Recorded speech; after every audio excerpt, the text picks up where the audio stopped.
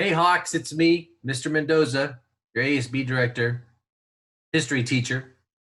The reason why I'm here, and to thank you for opening up this message video here, is because um, you are receiving this message because you're an incoming junior or an incoming senior. And typically around this time of year, I go through all the world history and US history classes and I make presentations about another history class that we have here at Mission Oak as an elective called Cultural History of the United States. And it is an A through G elective. And I know you probably didn't get much information on it when you registered for classes. And you didn't get it from me because I didn't get a chance to come to your classes because of the shutdown. So I'm using this video as an opportunity to tell you about the class. And if you just stick with me for a few minutes, hopefully you'll be very interested and moved to consider taking the class next year. All right. So I'm going to do a screen share real quick, which I have a little PowerPoint that I give with this. Here it is. So I want to do a little bit of storytelling as well here as we go.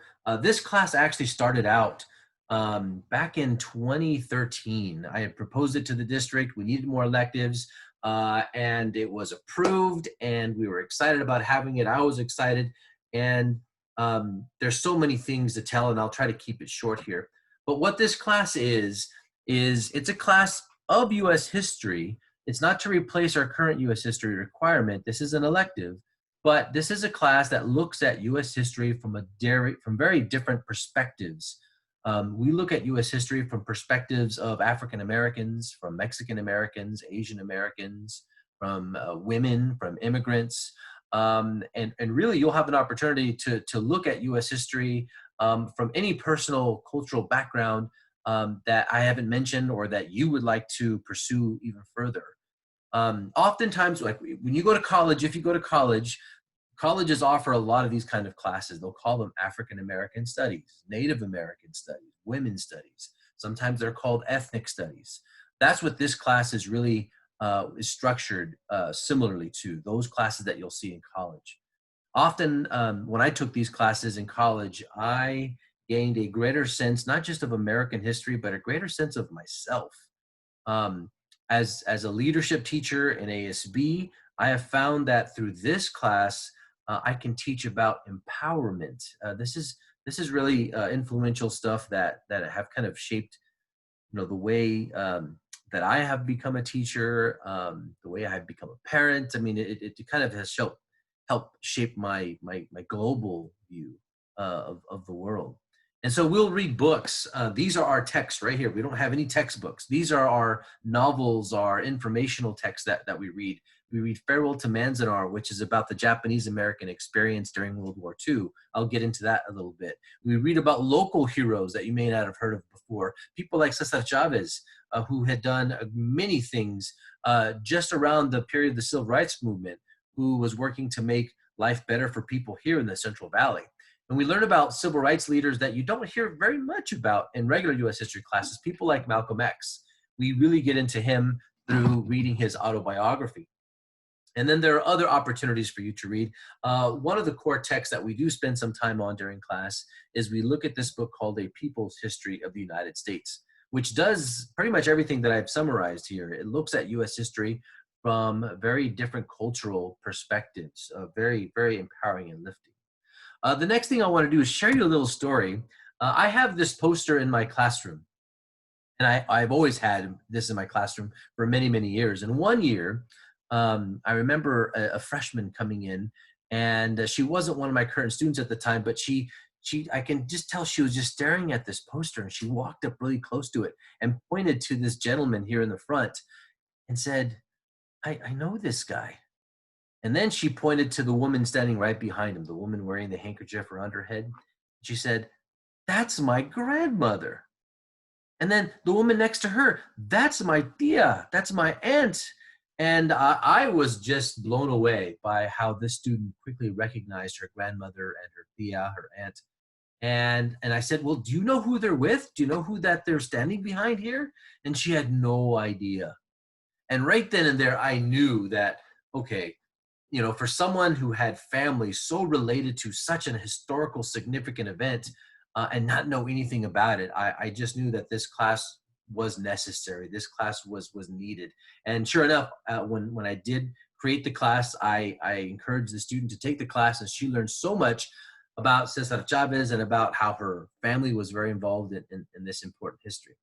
So if you're wondering, okay, well, what does the class look like? What is the structure like? It's based on units, and Cesar Chavez is one of the units that I cover in the class. And so what's typical of a unit in cultural history is we'll read books like the one I had just showed you previously, this one here, Fight in the Fields. We'll watch a number of documentaries about the subject matter that we cover. And when it allows, when I'm able to, I even bring in guest speakers, people who were very much involved in this history. In this case, this gentleman actually was a marcher with Cesar Chavez for many years, and worked alongside of him, and was a very close friend of his. And then we also watch film. We watch movies. We kind of see Hollywood's version of the history that we're looking at. And some of these films are very compelling and sometimes very hard to watch, especially when we cover on the units on slavery and Native Americans. So that's kind of a typical look at of a unit that we'll cover in class. And each unit will last anywhere from 2 weeks, sometimes even a month on other subject matters that I cover. Now, I'm not sure if we're going to be able to do this coming year because of, you know, the COVID restrictions, but one of the things I always try to incorporate are field trips as well. And here you see one of the first classes that I had with cultural history. We actually visited Cesar Chavez's gravesite, which is at the Cesar Chavez National Monument. There's a museum where we get to see and touch the historical documents and artifacts of that time period. We get to visit his gravesite. It was a very powerful educational experience, you know, for those students. Another really important thing about cultural history is some really powerful projects have come out of this class. You may have heard of projects like Harvesting Hope. This is something that the students of cultural history actually brainstormed and put together and created. And it has been in place since 2013, and it is still going really strong. We do harvest still to this day. Now, to kind of change into a different project, I want you to look at this picture here. Do you guys recognize what this is? It's an old picture. This is the city of Tulare, but do you recognize where it's looking at? This is the fairgrounds. See that track there in the center? You see that big building there? This is the Tulare County Fairgrounds. And you'll notice that there's something unique about what all these structures that are on the fairgrounds. You guys know what this is? Some of you probably right away are realizing you know what this is. A lot of you may not. This is the Tulare County Fairgrounds in 1942. All those buildings that you see there are barracks. What the fairgrounds is in 1942, at this time, it had been converted into a prison camp. This is a Japanese American prison camp where all people of Japanese ancestry along the West Coast were placed into these camps after Japan had bombed Pearl Harbor. Again, some of you may have heard about this history. A lot of you may not even realize that this history happened right here in Tulare. So here's an overlay of the current picture, right? Oh, now you see the Tulare County Fairgrounds, right? Well, again, let me go back to this other picture. There's the prison camp. And so we actually cover a whole unit on the Japanese American internment. We read an autobiography. We read articles. I bring in a guest speaker who actually was born in one of these camps and tells us about his family's experience. This is the actual photograph I got it from, taken by the US government at the time. So you see at the bottom, it says Tulare Assembly Center. In this picture, you see members of the cultural history class during this year. I believe this was 2015. Here we're standing with, on the far left, Mr. Ogawa, who was that guest speaker, a person who was born in one of the camps. We actually visited the fairgrounds to make a presentation to the fair board about this history. The other gentleman with the sunglasses is the Tulare the Tulare Historical Museum curator. He's the one in charge of our city's museum. And both of them came and went to support the students who made a presentation to the fair board, and half of the fair board didn't even know about this history, that happened right here at the own fairgrounds that they worked at. And the students ended their presentation with a proposal. A lot of people don't know that the fairgrounds was a prison camp because there is not even a single plaque at the facility that indicates that it's a historical site. It's a historical monument. And so the students felt empowered and wanted to make that change. And so they did. One of the things that I've been wanting to plan and was hoping to, again, not sure, is visiting one of the most significant historical sites here in California. It's of the largest of the Japanese American prison camps in a place called Manzanar. Here you see pictures of inside the museum. Once again, with all the COVID shutdown and restrictions, I'm not sure if we can make this happen. We'll try to make it happen. But this has always been a goal of mine, is to bring students there. So that year, the cultural history class actually put these T-shirts together back there, and you saw the shirts that they were wearing when they made that presentation. So I'm hoping you get an idea of what it is cultural history is about. We don't only just learn about history. We use it to inspire ourselves to try to make some positive change in our community. And so I often tell students that, we're in cultural history, we don't just learn about history. We try to make history. And so far we've done that with Harvesting Hope.